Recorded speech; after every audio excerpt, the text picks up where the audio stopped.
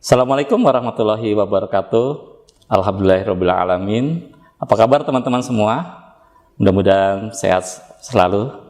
Dan pada hari ini teman-teman kita akan melanjutkan materi perkuliahan kita masih dalam seri kepemimpinan. Minggu lalu kita sudah membahas banyak ya teman-teman dengan tamu kita, dengan narasumber kita, dengan dosen kita, Abah Rama, yang banyak bercerita terkait tentang kepemimpinan. Dan kita akan lanjut lagi tentang talent management. Di sini telah hadir Abah Rama. Apa kabar Abah? Baik. Alhamdulillah. Baik Abah Rama, kita akan lanjutkan lagi materi tentang kepemimpinan. Kita sudah bicara banyak tentang kepemimpinan dan sekarang kita akan masuk mengenai talent management. Menurut Abah Rama terkait tentang talent management tentunya banyak definisinya Abah ya. Ya. Nah, bagaimana Abah tentang talent management? Mohon dijelaskan. Silakan Abah. Menarik. Kalau bicara talent management itu rupanya masih ada masalah definisi. Ya. Dan itu istilah itu muncul sebenarnya menjelang tahun 2000. Sehingga tahun 2013 ada 3 universitas di Eropa yang penasaran. Ini talent itu apa sih yang diomongin gitu. Ternyata memang menarik. Ada 13 buku bicara tentang talent dan beda-beda gitu. Wah, beda-beda Pak. Beda talent. Tapi dari perbedaan itu dibagi 2. Yang satu aktivitas, satu lagi sifat. Yang namanya bakat itu ada yang bilang aktivitas, ada yang sifat. Yang kita kenal selama ini kan aktivitas. Misalnya bakat nyanyi itu aktivitas, bakat masak aktivitas kan. Yeah. Tapi ada yang bilang juga bakat adalah sifat. Misalnya pembelajar atau adaptability, ada juga macam-macam lah. Nah, apapun definisinya gitu ya. Kalau bicara talent management itu ada 5 langkah lah yang kita mesti kenal. Jadi apapun definisinya ada 5 langkah. Apa itu Pak? 5 langkah itu? Mulai dari rekrutmen, kemudian penempatan, kemudian pengembangan, lalu sebelum persiapan pensiun ada yang namanya rencana suksesi. Okay. Tapi nanti kita bahas lebih lanjut, ada juga yang namanya persiapan pensiun. Cuma saya mau balik lagi ke konsep yang namanya definisi tadi. Dari 2 konsep itu, ada konsep yang meyakini bahwa talent itu nggak banyak.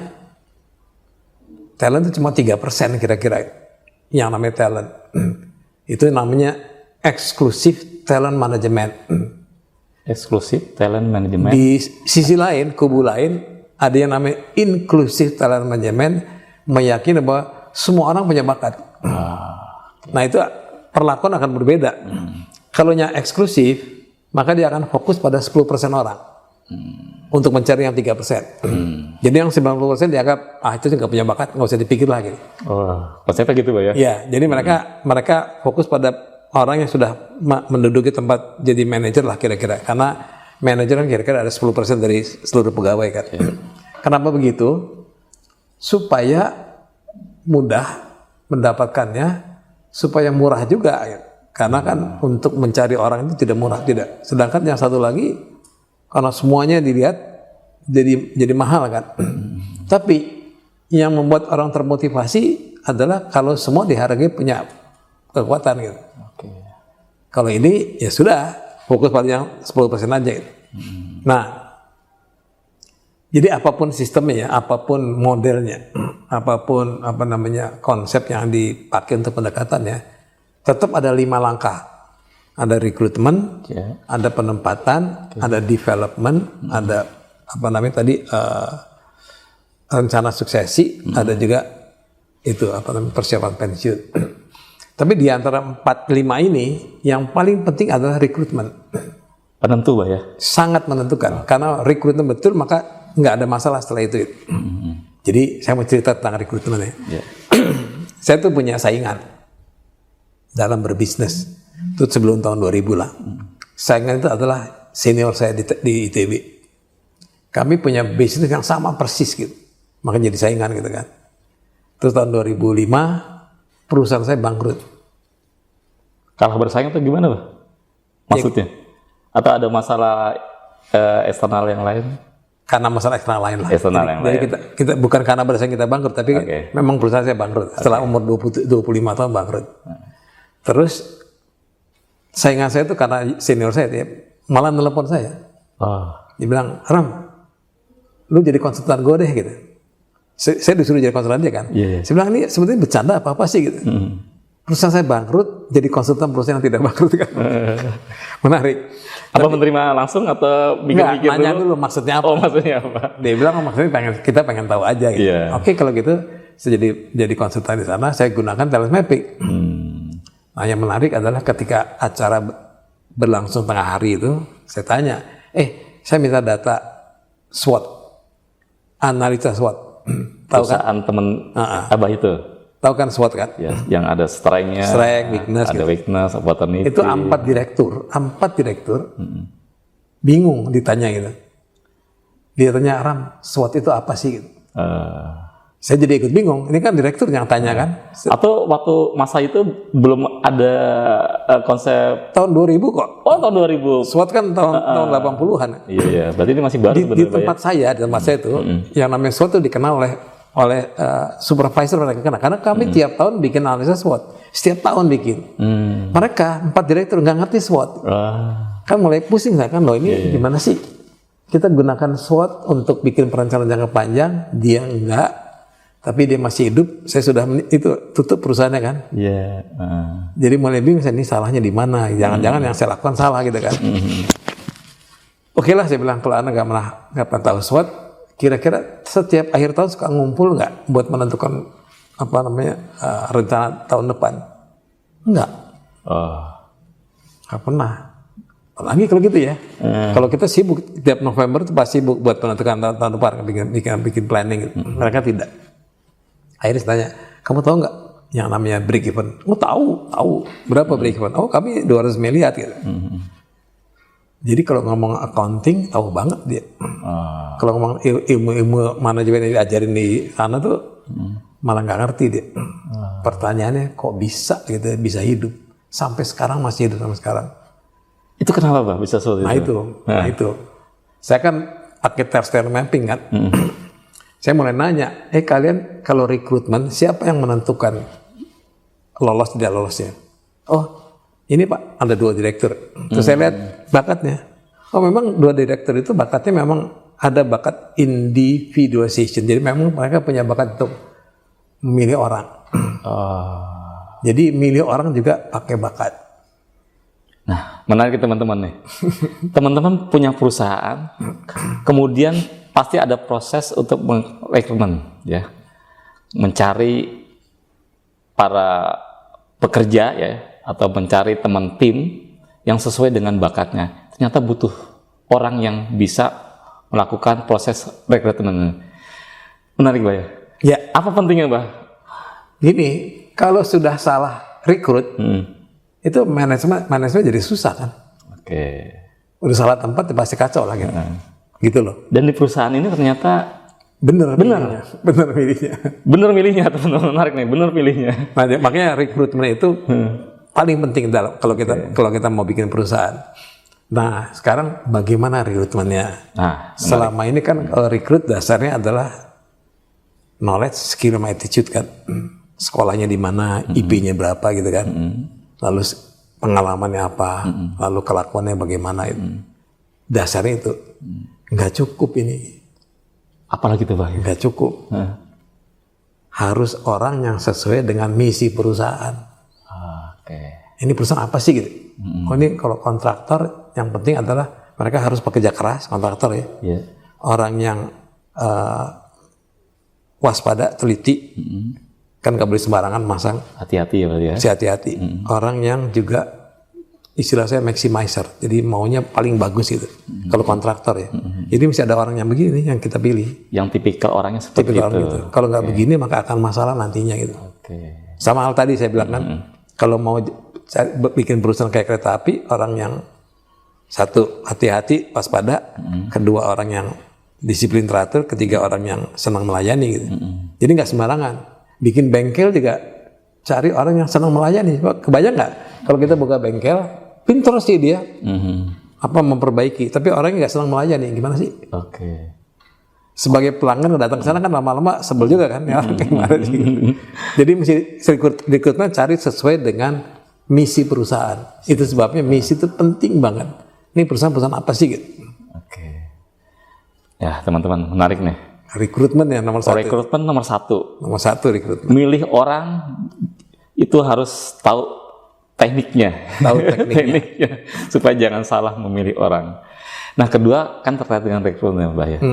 Tentu ada penempatan. Dari Abah bilang ya. Tahap kedua adalah penempatan Jadi, atau placement. Nah itu bagaimana Mbah? Gini, juga penempatan harus sesuai dengan karakteristiknya orang.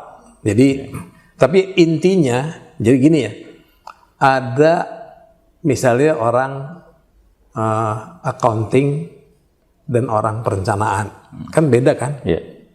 Orang accounting mesti orang-orang yang memang analytical, senang angka, kemudian orang yang teliti, rapi administrasi. Iya. Orang perencanaan, orang-orang yang punya strategi, beda nih sama sekali. Yang ini otak kanan. Tapi dari dua orang itu mesti ada yang sama. Ada yang sama Mbah ya? Samanya harus sama dengan misi perusahaan. Oke. Kalau misinya melayani, sama-sama senang melayani dua-duanya gitu. Jadi ada namanya core talent yang sesuai dengan core mission perusahaan. Oke. Makanya milih tidak sekedar beda karakter juga, tapi ada yang sama itu. Core talent harus dan sesuai dengan core mission perusahaan. Ada dua. Itu sebabnya misi jangan asal tempel, tapi benar-benar mengerti apa sih alasan keberadaan perusahaan itu. Oke. Masih ingat ya teman-teman pertemuan kita yang lalu visi dan misi. Nah itu juga ternyata bagian penting juga di dalam perusahaan kita nanti ya. Kalau teman-teman nanti bergerak sebagai seorang leader, visi dan misi ini juga harus dipahami juga ya oleh tim kita. Nah, placementnya tadi ya, penempatan itu juga menjadi bagian. Kemudian penempatan. Oke, kemudian tahap yang ketiga lagi apa? Tahap ketiga, kita kan ingin perusahaan makin lama makin maju kan, growth. Artinya kita ingin pegawai kita semakin lama semakin mampu melakukan pekerjaan. Jadi ada yang namanya development. Nah, development ini terserah mau develop model kasti apa develop model bola, sepak bola. Kemarin sana kan. Masih kan kata teman-teman ya, model kasti dan sepak bola. Kalau model kasti itu ya permainan kasti itu semuanya harus bisa. Yang mukul, yang lari, melempar, ya gitu Mbak ya. Iya. Kalau bola ya, lihat aja teman-teman pemain bola ya, ada bagian-bagian, bagian kipernya ya, ke bagian gelandang kiri, gelandang kanan, kemudian juga ada back ya, kemudian ada penyerang. Nah, jadi ini menarik. Cara melatihnya beda. Cara melatihnya beda ya, teman-teman. Jadi proses yang ketiga berarti Pak ya. Kita harus pandai-pandai sebagai manajer, mesti pandai-pandai melihat ini sebenarnya konsep kasih apa konsep bola. Sebab kadang-kadang di satu perusahaan dua-duanya ada tuh. Contoh perusahaan apa Bah? Yang kalau pabrik ya kasti. Oh, kasti kalau pabrik ya. Yeah. Pabrik tapi di level bawah. Tapi kalau udah perusahaan services itu atau level manajer ke atas itu bola mestinya. Gitu. Makanya sebenarnya kan begini. Sekarang kejadian sekarang ini yang namanya pelatihan, ada kan namanya training need analysis gitu ya, TNA. Itu kebanyakan konsep kasti. Lihat gapnya lalu latih dengan pikiran bahwa kalau itu dia punya kelemahan sana dilatih jadi kuat. Padahal tidak begitu gitu. Kalau misalnya sifatnya lebih ke arah kayak misalnya gini, saya nggak bisa memperbaiki AC gitu, itu bisa dilatih. Tapi saya tidak bisa jualan, nggak bisa dilatih. Saya nggak bisa melukis, dilatih bagaimana? Yang namanya nggak bisa melukis gitu. Gitu. Jadi mesti pandai-pandai melihat. Ini sebenarnya di area mana? Area kasih apa area sepak bola? Jadi kita lihat dari tim kita itu ya, untuk namanya pengembangan ya, memberikan kompetensi kepada tim kita. Kira-kira apa yang harus dikembangkan. Kalau tidak sesuai dengan minat bakatnya berarti tidak perlu Jadi untuk diberikan training gitu ya. Untuk itu seorang manajer mesti tahu kekuatan kelemahan anak buah, potensi mau tidak mau. Jadi pengetahuan tentang kekuatan kelemahan anak buah itu satu perusahaan mesti tahu persis, baik yang bersangkutan maupun atasannya, supaya mengembangkan tidak salah mengembangkannya. Yang saling mengenal itu ya tadi Pak ya. Saling mengenal. Teman-teman, sebagai seorang pemimpin harus kenal dengan timnya ya, apa kelebihan dan kekurangannya, kemudian kita berikan semacam training untuk mengembangkan potensi diri dari teman-teman satu tim kita. Itu menjadi penting ya teman-teman. Oke Abah, selanjutnya tahap berikutnya tahap yang jarang disadari. Jadi gini, bisnis itu ada umurnya. 5 sampai 35 tahun. Dan itu kita tidak bisa menghindari itu. Umur perusahaan yang kita bentuk ini 5 sampai 35 tahun. Kalau cekcok melulu 5 tahun udah tutup. Kalau cocok banget 35 tahun udah tutup. Percaya nggak tuh? Kalau cocok selamanya? Nggak mungkin. Nggak mungkin. Kenapa Pak? Yang punya udah tua. Oh, maksud Abah begitu ya? Iya kan? Karena yang punya kan sudah umur 60 sekarang udah nggak mungkin lagi seperti sebelumnya 30-an kan. Jadi 35 tahun lah tutup. Itu yang kita mesti sadar gitu. Iya. Nah, berarti harus ada proses. Terus gimana? Ya ada proses selanjutnya. Menurut Pak Anto gimana kalau gitu? Ya kita harus melihat bahwa umurnya kita sebagai yang melaksanakan usaha, ingat umur kita teman-teman ya, sudah semakin tua, sudah tidak produktif lagi, tentu kita butuh yang namanya regenerasi ya Pak. Jadi itu yang namanya business life cycle. Jadi ada. Terus gimana kalau gitu? Kan udah pasti itu. Kita nggak sama dengan umur manusia lah. Kita nggak bisa. Ya kalau perpanjang dikit saja. Iya. Terus bagaimana tuh? Iya. Gimana Pak? Nah itu. Perlu adanya namanya suksesi ya Pak ya. Perlu ada suksesi. Nah yang menarik suksesi ini kemana suksesinya? Siapa yang dikasih mandat berikutnya itu? Penggantinya siapa? Iya, gitu, ganti ya? siapa? Orang yang cocok atau nggak cocok nih nantinya gitu Pak? Biasanya siapa? Biasanya yang terbaik? Biasanya dari orang yang sudah bekerja di situ, mungkin udah tua juga deh. Sudah tua juga. Ini gimana Pak? Menarik nih Pak. Teka-teki ini. Itu saya bilang kadang-kadang kita bikin perusahaan lupa bahwa ada masanya kita mesti diganti. Kita lupa. Baik umur maupun lingkungan kerja udah beda sama sekali gitu. Beda sama sekali lah. Iya. Nah biasanya diwariskan sama anak. Kalau perusahaan itu adalah perusahaan ya kan, keluarga kita barangkali Pak ya? Iya kan. Nah itu biasanya orang begitu. Tapi ternyata hampir 90% anak kita tuh nggak berbakat. Nggak cocok.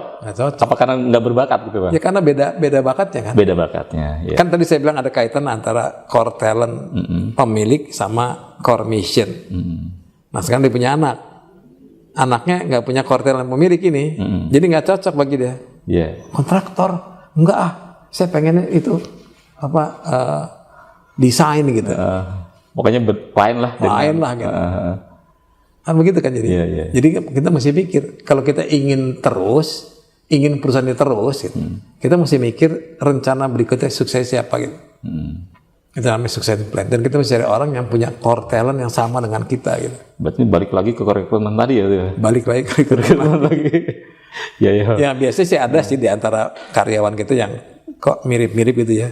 Dan punya semangat yang sama. Cuma masalahnya adalah terus dia kan karyawan gitu. Sedangkan ini kan pemilik. Masa mau dikasih ke saham kita dikasih ke dia kan? Kan dia nggak mungkin beli juga sih. Dia nggak punya uang. Kalau perusahaan jadi besar gitu, sedangkan dia karyawan selama ini sebesar-besar gaji karyawan belum tentu bisa punya uang buat beli saham perusahaan. Betul. Gitu kan? Sampai ke siapa pengganti owner gitu maksud apa ya? Karena perusahaan ada jalur. Dan itu banyak kejadian. Banyak kejadian orang yang sebaliknya, misalnya saya punya teman di Jogja yang dia ingin menantunya menjadi pemilik perusahaan, tapi saya lihat nggak cocok. Saya bilang nggak cocok nih anak. Tapi kan mantu saya. Gitu. Kan ini pemilik, iya, tapi nggak cocok. Kamu merasa nggak selama? Nah, saya setelah 10 tahun ketemu dia, iya ya Ram, dia nggak sama sekali nggak punya passion di sana. Ya udah nggak punya. Gitu. Terus gimana? Gitu. Iya. Saya juga punya masalah juga. Saya kan talent mapping ini kan juga harus ada terus kan. Iya. Perusahaan mungkin tidak ada, tapi talent mapping harus ada terus. Perusahaan Lipro mungkin tidak ada, tapi talent mapping harus ada terus dong. Iya betul. Iya nggak? Jadi saya mesti ganti cari perusahaan yang nanti punya karakter karakter sama dengan kita yang bisa meneruskan ini. Gitu. Meneruskan dan mengembangkan lagi. Ya. Wah menarik ya Bang. Itu persiapan suksesi. Jadi kita kalau bikin perusahaan nanti ya, kalau kalian bikin perusahaan nanti jangan lupa loh usia kita nggak sengaja tuh tahu-tahu udah tua aja gitu ya. Nggak sengaja. Kita mesti pikir siapa yang gantikan kita. Baik. Nah, beberapa orang masuk ke papan pengembang jual saham di bursa. Udah dilepas sama dia. Dia cuma dapat sekian persen nggak apa-apa. Atau yang punya publik, silakan publik yang terusin gitu. Beberapa cari key person yang cocok. Tapi kalau kita cari pengganti, kita harus rela akan memberikan sebagian saham kita kepada dia. Jadi contoh gini lah, kalau saya punya rumah makan, gitu. Rumah makan kira-kira posisi kuncinya siapa sih? Kalau punya bisnis rumah makan, siapa key personnya yang sangat menentukan hidup di perusahaan ini? Yang masak ya? Yang masak. Menunya. Yang masak bisa jadi citra rasanya harus terjaga gitu ya, Pak ya. Jadi kokinya lah ya. Kokinya bisa jadi itu adalah pembantu kita. Ya. Ujung tombak perusahaan itu di koki gitu. Kita kasih saham nggak dia? Itu pembantu kita loh, yang kita gaji sebulan mungkin 1 juta gitu. Tapi dia pintar masak gitu. Kalau selama ini nggak ada, Pak ya. Kan? Bisa nggak tahan lama. Dia kan kalau berdiri bisa diri sendiri kan kalau dia punya duit atau dipanggil orang, diajak orang kan. Jadi kita mesti kasih saham sama dia walaupun dia membantu kita. Nanti akan jadi selevel sama dia.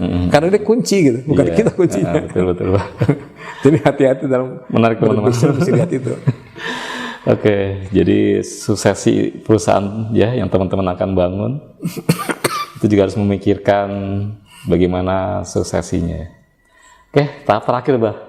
Ya. Tadi yang katakan tadi kan baru dengan anggapan perusahaan sudah berumur 35 tahun ya. Tapi bisa jadi gini, kita punya seorang manajer yang hebat, tiba-tiba kecelakaan gitu. Mungkin nggak? Bisa jadi, Pak. Terus gantinya bisa belum kepikir kan? Belum kepikir. Nah itu kalau kita punya posisi kunci, pikirkan juga orang yang bisa menggantikan dia itu. Itu namanya rencana. Jadi lihat semua, lihat peta anak buah kita siapa yang mungkin jaga-jaga kan. Jadi kita mengatur resikonya. Jangan kaget terus. Waduh. Siapa nih yang celaka? Siapa yang ganti? Nggak ada yang ganti kan celaka aja. Oke, Bah, menarik. Jadi itu bagian dari rencana suksesi yang tidak kepikir. Iya. Dan yang terakhir yang juga nggak kepikir adalah pensiun.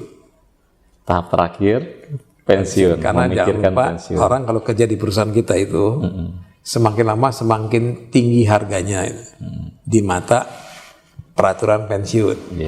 Kan pensiun kan sekian bulan gaji sesuai dengan pekerjaannya kan. Dan perusahaannya belum tentu menyediakan itu. Nah itu nggak kecil.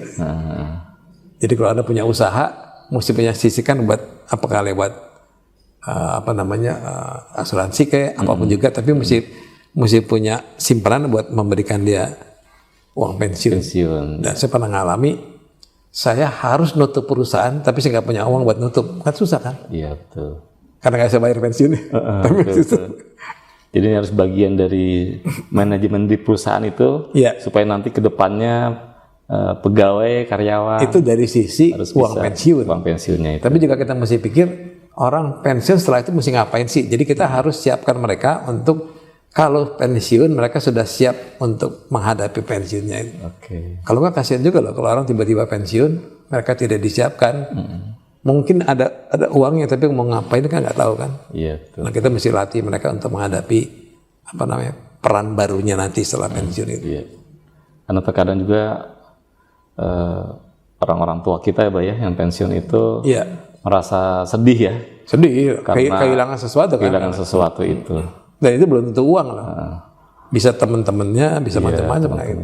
Yang biasanya berkumpul bareng, Iya kan. tiba-tiba pensiun harus di rumah, Kan jadinya sebagian besar orang pensiun jadi sakit kan. jadi sakit. Ya, Bah. Jadi uang pensiun dipakai buat bayar penyakit. Iya. Emang bener, Bah. Kadang-kadang hari ini nggak dipikirkan gitu ya di Nggak banyak terpikir, perusahaan. nggak terpikir. Walaupun sebenarnya juga ada asuransi untuk Ya, di situ. pensiun gitu ya, yang harus kita Jadi mesti siapkan semua. kita sisihkan ya untuk bisa Itulah. pensiun. Kalau nanti punya perusahaan, adik-adik itu siapkan dari A sampai Z. Iya. Dari A sampai Z teman-teman ya. Sampai Z. Jangan sampai A sampai B saja. Harus sampai Z. Artinya tuntas kita memikirkan perusahaan kita. Karena itu demi kebaikan atau demi kepentingan ya teman-teman dalam satu tim perusahaan. Oke, baik, menarik Abah. Sesi kepemimpinan. Terima kasih Abah, mungkin cukup materi kita pada hari ini. Baik, kita tutup teman-teman. Silakan nanti bisa direspon, menanggapi ya dengan cara berkelompok ataupun cara memukakan pendapat ya tentang video podcast kita pada hari ini. Baik teman-teman sekalian, kita tutup pertemuan kita dengan mengucapkan hamdalah. Alhamdulillahirabbil alamin, dan terima kasih banyak Abah Rana. Semoga sehat selalu dan menjadi amal jariah. Amin. Sekian, wassalamualaikum warahmatullahi wabarakatuh. Waalaikumsalam warahmatullahi wabarakatuh.